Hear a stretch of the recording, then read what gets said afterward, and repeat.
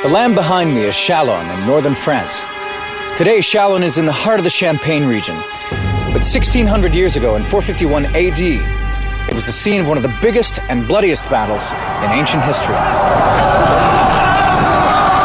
I'm Matthew Settle. Nearly 500,000 men fought here as the Roman general Atius tried to halt the advance of Átila the Hun and his terrifying barbarian hordes. Hoje, com a tecnologia dos videogames, podemos visualizar como foi a batalha, o grande número de soldados, a formação das tropas em luta e como ela foi vencida. Veja o que os generais gostariam de ver agora em Batalhas Decisivas.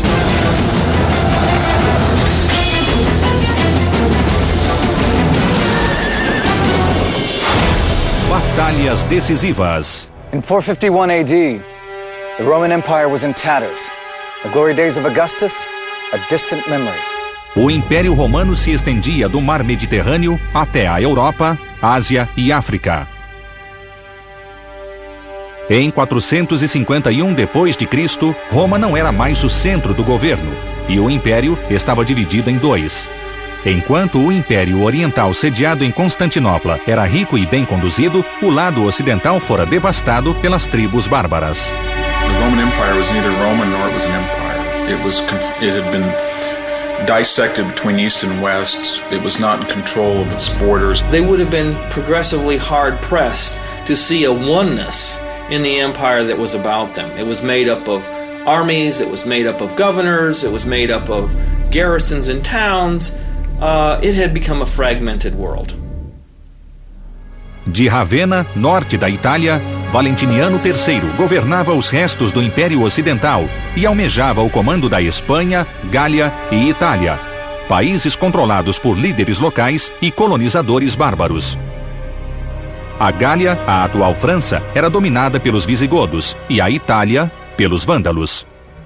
What's more, Valentinian's general and chief advisor, Flavius Atius, was half barbarian. He was obviously a very capable commander with considerable experience. He was clearly a very considerable politician. He had occupied the top spot for quite some years. He had an Italian mother, but was raised among the Visigoths, and had even spent a year with the Huns. He knew Hunnic ways. He grew up in a silk tent. He learned to ride a horse, probably with the Huns. He's often called the last of the real Romans, the last of the noble Romans, or the noble Roman, inasmuch as for 30 years he seems to have been very active on the northwest frontier of Rome in a series of holding actions, trying to keep out Franks, trying to keep out Goths from getting into the unprotected and bountiful areas of central Italy and Spain. O Império Ocidental era um alvo tentador para as tribos bárbaras. E em 451 d.C., um líder bárbaro se destacava de todos os outros, Átila, o Huno.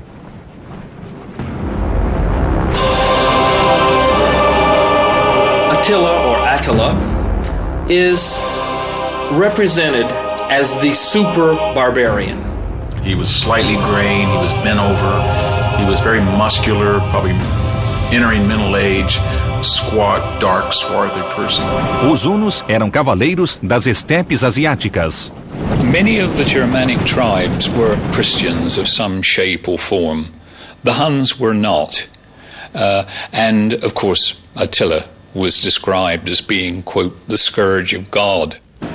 Todos temiam os hunos, e com razão.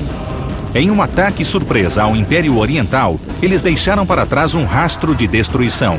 São Jerônimo escreveu: eles cobriram a terra de sangue e medo, e não respeitaram credo, hierarquia, velhos ou crianças. By 450 AD, Attila was looking for his next target. The rich Eastern Empire was paying him an annual tribute of 2,100 pounds in gold to stay away. But the Huns couldn't live by plunder alone. They were nomads who needed to be on the move. Their very existence was predicated on constant motion. They had to find always new sources of plunder, always new sources of fodder. And to stay in one place would mean that they would literally eat themselves out of their locale within a matter of weeks. Átila voltou as atenções para o ocidente, então governado por tribos rivais. Grande parte da Gália era controlada por Teodorico, o visigodo, e Gaiserico, rei dos vândalos, controlava parte da Itália. The two men hated each other. Things came to a head when Gaiseric's son, who was married to Theodoric's daughter, cut her nose and ears off during an argument. Gaiseric saw a chance to destroy his rival. He encouraged Attila the Hun to invade Gaul and overthrow Theodoric. It was the opportunity Attila had been waiting for. The opportunity to divide and conquer. Átila thought that it offered a pretty good cost-benefit ratio. You could plunder it pretty easily, and the chances that you'd be killed or captured or punished were not very great. The Roman general Atius saw the writing on the wall. He knew the Huns well from having spent time living among them. He'd even been on friendly terms with Attila. So he knew that if Attila was allowed to conquer Gaul, he wouldn't stop until he'd swept south into Italy and completely destroyed the Western Empire. Atius knew that he would have to join forces with Theodoric's army to save the West. He couldn't defeat the Huns on his own.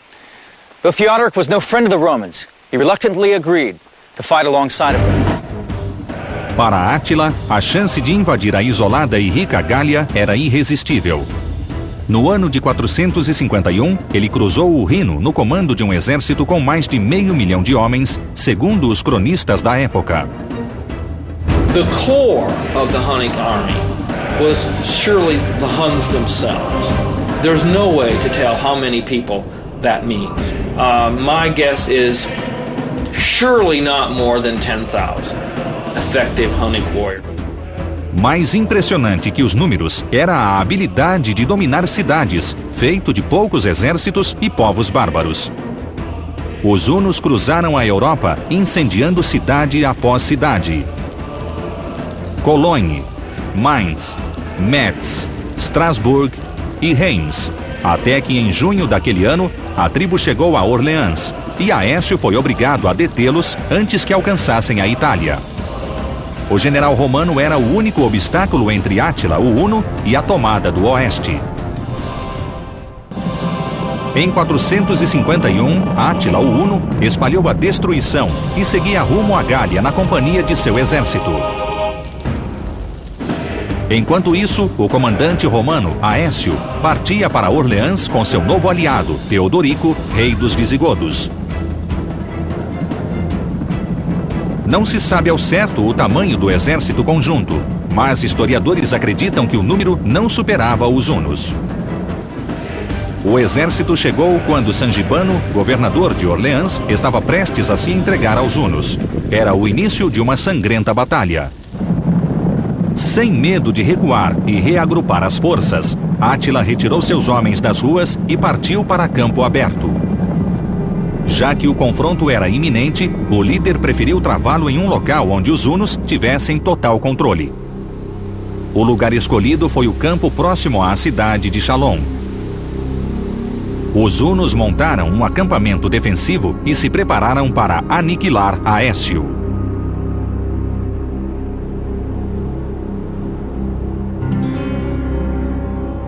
Átila não mostrou interesse de lutar antes do anoitecer e permaneceu com seus homens dentro do círculo blindado.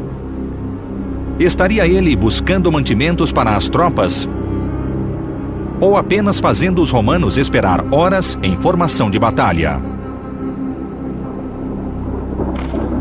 Era quase noite quando a marcha finalmente começou.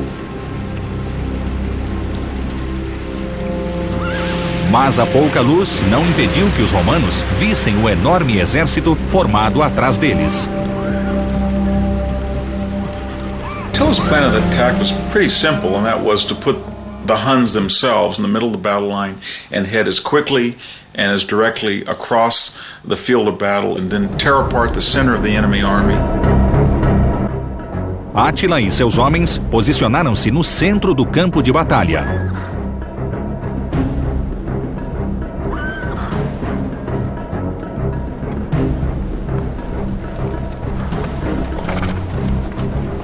Pelos flancos seguiam os ostrogodos e os gépidas, tribos bárbaras aliadas.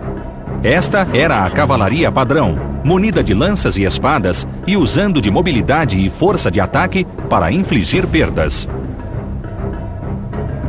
Do outro lado do campo, Aécio posicionou os romanos no flanco esquerdo e ordenou que Teodorico e os visigodos se alinhassem no flanco oposto.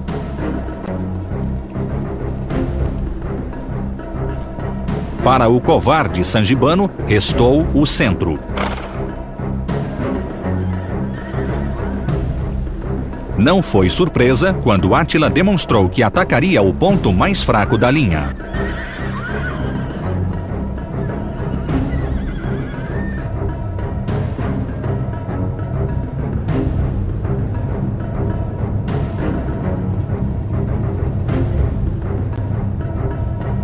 The Romans had placed the weakest part of their force in the center.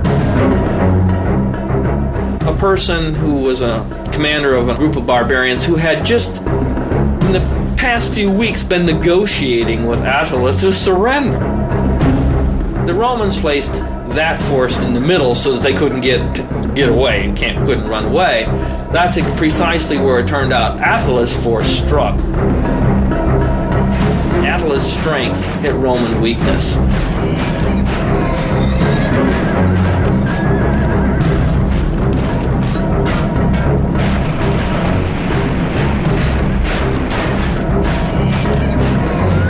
Mas Aécio não era tolo. Seu plano era levar Átila para o centro. Dessa forma, ele quebraria o flanco esquerdo e a linha dos visigodos, e os hunos bateriam em retirada para o círculo blindado.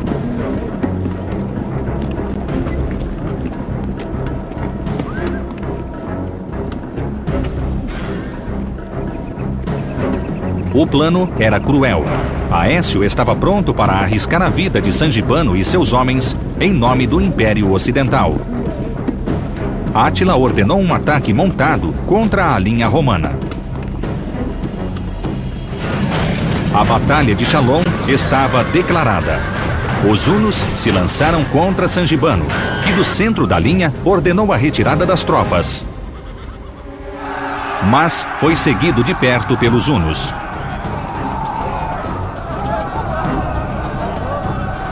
Aécio sentiu a supremacia das tribos aliadas. Embora conseguisse cercá-los, seu exército perdia em número e não foi capaz de manter a posição.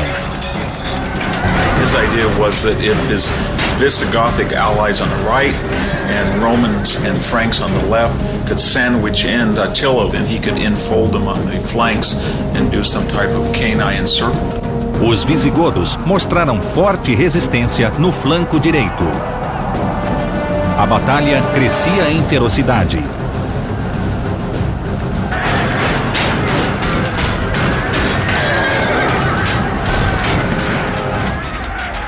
The casualties must have been staggering, although the numbers given in the sources are just for literary effect. But surely thousands of men were perishing that day. A massa de homens movia-se de um lado para outro e já não havia mais sinal de luz. Caso os hunos conseguissem voltar para o círculo blindado, os romanos dificilmente os atacariam no escuro. It was late in the afternoon, and it was getting dark. They fought until they couldn't see each other, and then the battle continued into the darkness. It was one of these battles without end.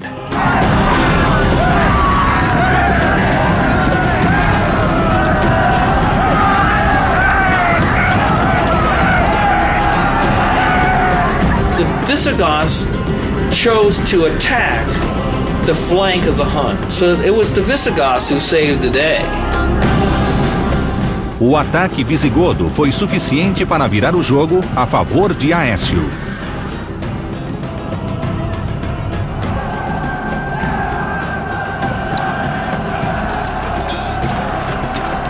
Átila passou a ser pressionado pelos dois lados e os guerreiros hunos perderam o espaço necessário para realizar suas manobras e se defender. Enquanto o rumo da batalha se definia, uma tragédia se abateu sobre os visigodos. Teodorico, rei da tribo, foi derrubado do cavalo. Mas antes de levantar, foi pisoteado pela própria cavalaria. A posição de Aécio era delicada. Com a perda de seu principal aliado, será que os visigodos continuariam a lutar? E será que venceriam a escuridão? Em 451 d.C., o general romano Aécio lutou para salvar a civilização ocidental das mãos de Átila, o Huno. Na batalha, morreu seu aliado Teodorico, rei dos visigodos. Torismundo, filho de Teodorico, assumiu o controle da tribo. Felizmente para Aécio, a perda do rei despertou a sede de vingança dos visigodos. Os guerreiros investiram contra os inimigos e, de repente, era Átila quem sentia a pressão do combate.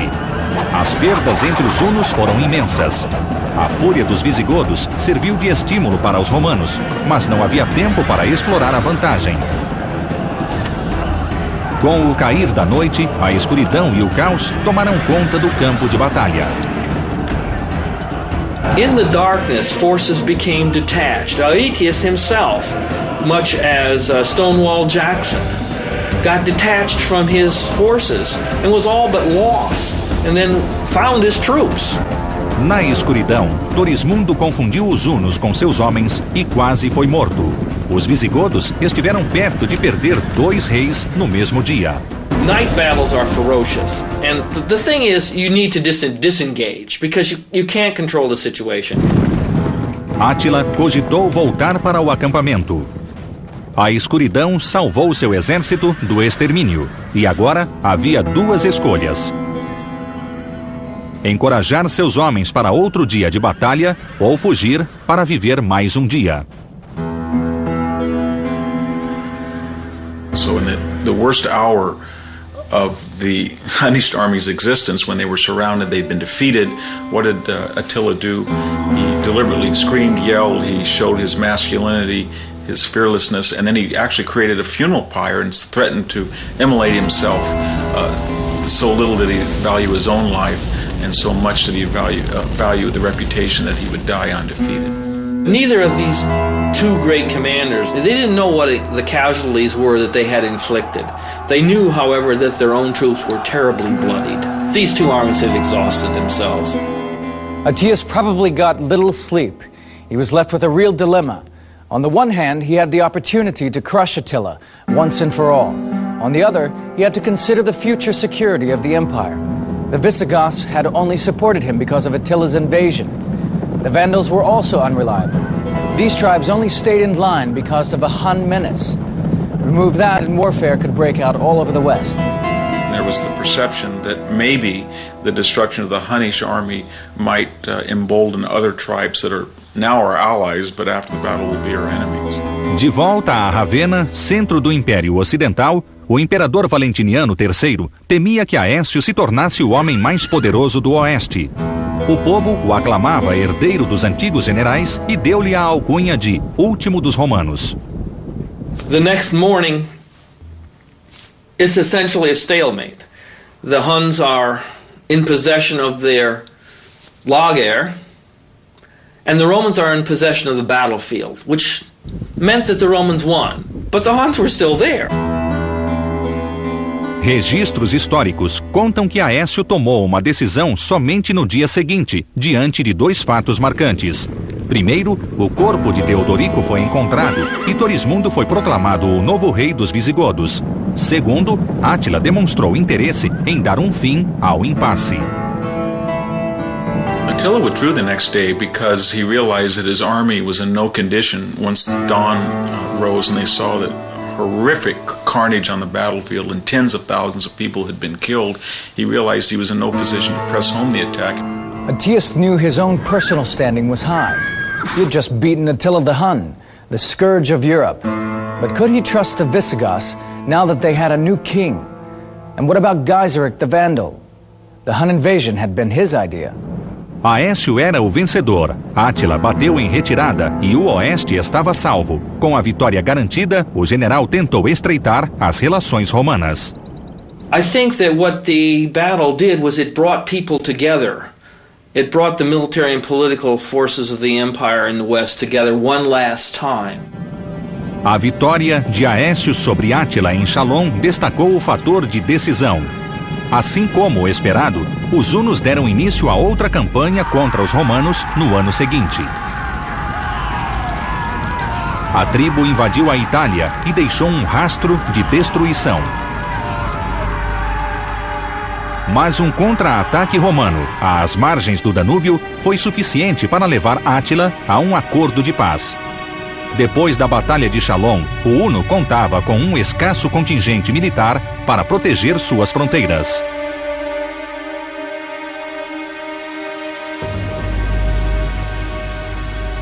The following year, Attila the Hun died, as he had lived, bloodily. He married a young bride, and drank so much that when he had a nosebleed, he drowned in his own blood. Without their fearsome leader, the empire of the Huns splintered and fell apart. And as for Attila, his story ends badly as well. A few years after Chalons, he tried to marry Eudoxia, the daughter of Valentinian. In a jealous rage, Valentinian stabbed him to death. The last of the Romans was killed by his own emperor.